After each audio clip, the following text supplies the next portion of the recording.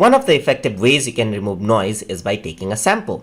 So in the beginning of the audio, you can see that there's the noise here.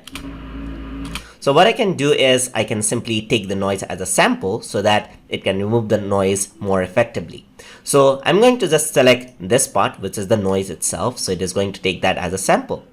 To take the sample, I'm going to go into my effects. I'm going to go to my noise reduction, and here it says noise reduction process. The shortcut key is Ctrl+Shift+P. So let me just click on that. And here, since I have this selected, I'm going to capture noise print. Alright, so now let us just choose the output noise only and see how that sounds. So you can hear that there's a noise. So that's the noise only. So I'm just going to uncheck that and let us play that out and see, hear how that sounds.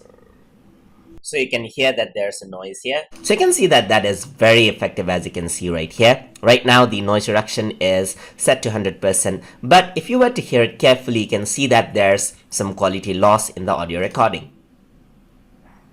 So you can hear that there's a noise here. So you can see that the audio is not that clear. In that case, what we do is you can reduce the reduction amount. So let me just keep that onto 24 dB right here, right around that. And the noise reduction value, it can be around 60% right here. Let us just play that out over here. So you can hear that there's a noise here. So the output is not very effective.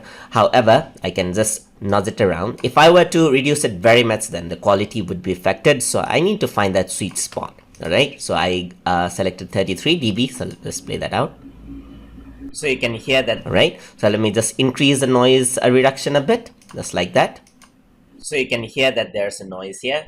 Alright, so not as effective, but better than last time. So you can hear that there's a noise here.